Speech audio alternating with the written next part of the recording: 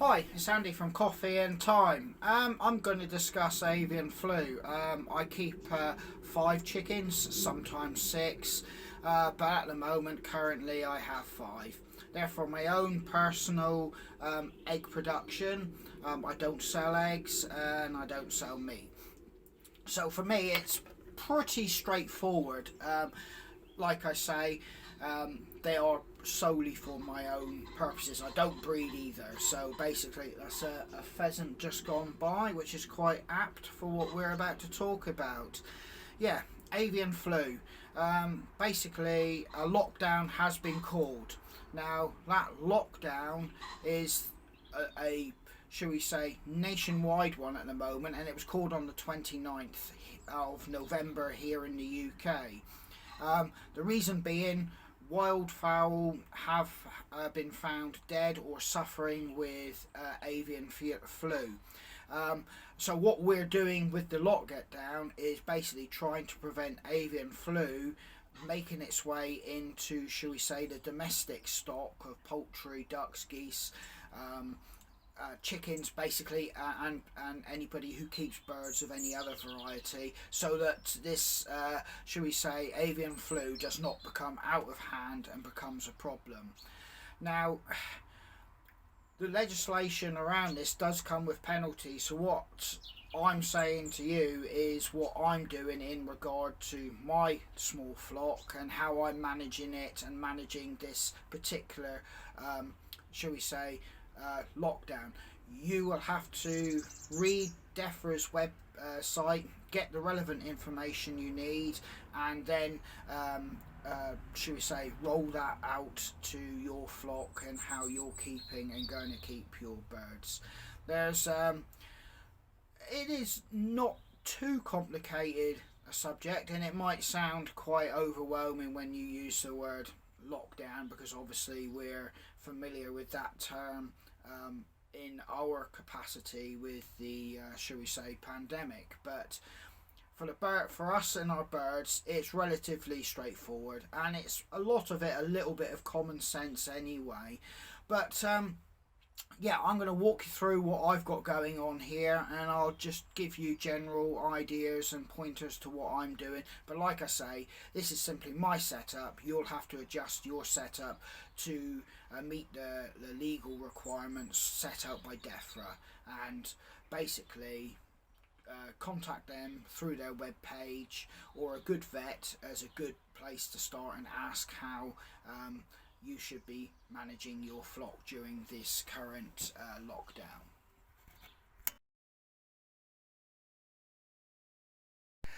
Right, my current setup is at the bottom corner of my garden. I've got a moderately sized garden, nothing massive, but you can see the main house. You can see them run there, and you can see I have trees above and around, and on top of that, my setup through my back hedge backs on to open fields and basically everything country further down through the valley. So basically you can see I'm in, shall we say, quite a vulnerable position where I'm exposed to wild birds. So basically you can see the setup I've got here, and now I'm going to talk you through it. Right, here's 4 of my birds. Yellow one must be in laying. But as you can see, I have a plastic roof over the top of them. It's keeping all the, shall we say, bird poo completely off coming into the main run. Their water container is shielded by a piece of perspex, so we can't have poo dropping into their water container. And obviously I've got a big heavy duty bowl they can't tip over, and it is yet again sheltered from the plastic roof on top, so no bird poo can get into their food. And on top of that, I do have wire netting all the way around. There's no way any bird can get into this part of the run, be it magpie, jackdaw, house sparrow, robin, blue tit. Nothing can get in here to get at their food. that will bring me on later on to one topic that we will have to discuss regarding their food and, shall we say, keeping things hygienic in regard to that, and that would be due to the furry friends, aka the humble rat. Right, looking down onto my run, you can see I have it fully enclosed in a plastic perspex all the way along the top of the roof. Now you can clearly see there's no way bird poo is going to come through that. I put that on not just for that purpose, it was basically to keep their run inside dry, so they're not sitting in a quagmire of mud, you know, and getting everything filthy. But yeah, that roof is stopping bird poo getting in, and on top of that, their main run isn't usually like this. I usually roll that up into rolls on the top, because we've had several of these shall we say avian flu calls from the government to go into lockdown, so I just keep it there anyway, and it rolls up and sits on top. All I have to do is roll it down. But yeah, that's fully enclosed, no bird poo or anything can get in there. And the same to this side as well, as you can see. And with the wire mesh, no small birds can get in. Now, you can clearly see I have bird poo there. And like I said, that is the reason you are covering up your hutches, so there is no egress of these of bird poo getting in, because like I said, I do have trees, and whatever you do, you're not going to stop wild birds going into trees and pooing, so you do have to take matters into your own hand. Hence, like I said, there's the poo and it's not getting in. Part of your biohazard responsibility will be to keep rodents under control, because they could bring it in on their feet or fur. I'm deploying the humble, shall we say, spring trap, which I don't like to use because wild songbirds can sometimes get caught in it. I've got a humane trap. I rate these, I like them.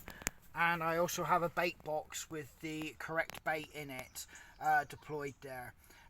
Obviously along the fence line here, because that's obviously where rats come from, I don't currently have a problem, but this is just to double check, make sure and ensure a problem doesn't arise. But yes, you will have to take that into consideration with and as part of your biohazard security.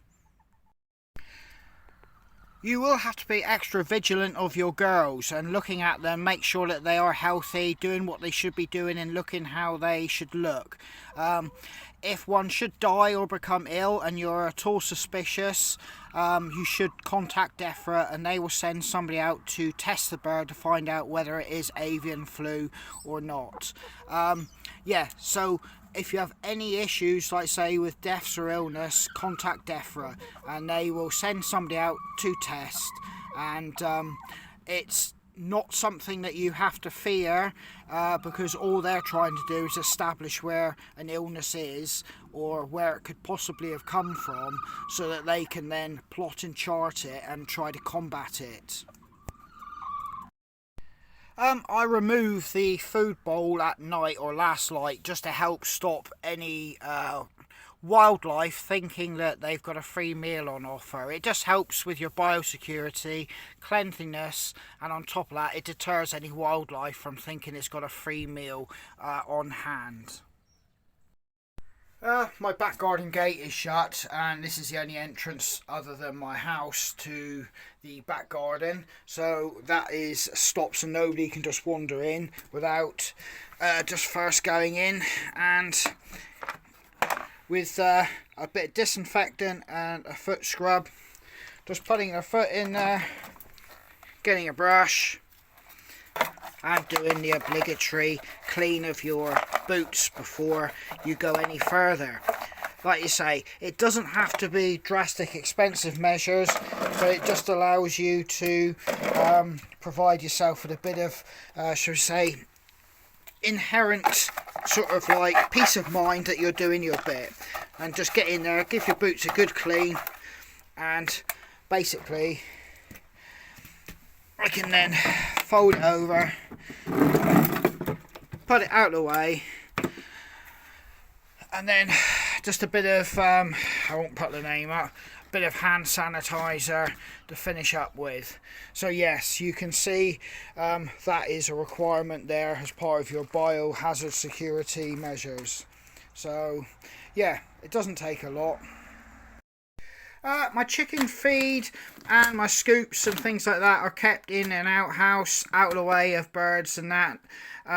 Nothing wildlife can get to it, which you will have to do. You'll have to segregate and make sure there's no danger of birds thinking they can get a free feed or any wildlife. That has to be secure. Mine is, as you can see, it's up there, it's off the ground, and it's in a secure outbuilding. The same goes with their bedding. This is here, it's secure, nothing can get at it, nothing can cross-contaminate it before it ends up in the chicken's, should we say, egg-laying compartment and where they roost. So yeah, you'll have to think about segregating your feed and your actual bedding and making sure none of that comes into contact with any form of wildlife. So yeah, that is part of your consideration as well. You can see a bird feeder up there. Well, obviously you can just as well see my chicken run at the bottom of the garden. That no longer happens till at least this whole lockdown gets called off. So yeah, feeding the wild birds and that, well, obviously that's no longer happening. Yeah, so basically you will have to bear that in mind, that you can no longer encourage wildlife to your garden. Right then, I'm going to start wrapping this up, but basically you're probably getting your message that I'm trying to push over, that you need to go on DEFRA's website and familiarise yourself with what rules and regulations that apply to you and your setup. Now, I will just say this, their setup does actually state COVID-19 is not relevant or related to this, shall we say, avian flu, so there's no need to panic or worry about it in those regards. But in the same vein, if you're going between various properties which they may have chickens, obviously that brings in another whole set of bio issues that you will have to take into consideration, i.e. like, you know, doing your car wheels and things like that will have to be done.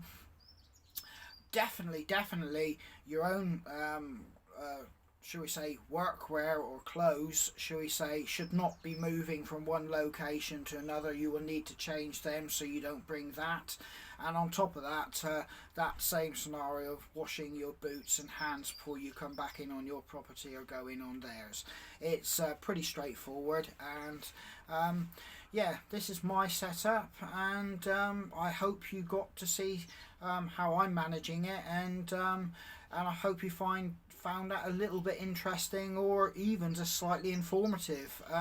But yes, I'm going to sign out now, and I hope you stay safe, and I hope your chickens are well, and they stay safe as well. So this is Andy from Coffee and Time, and all the best.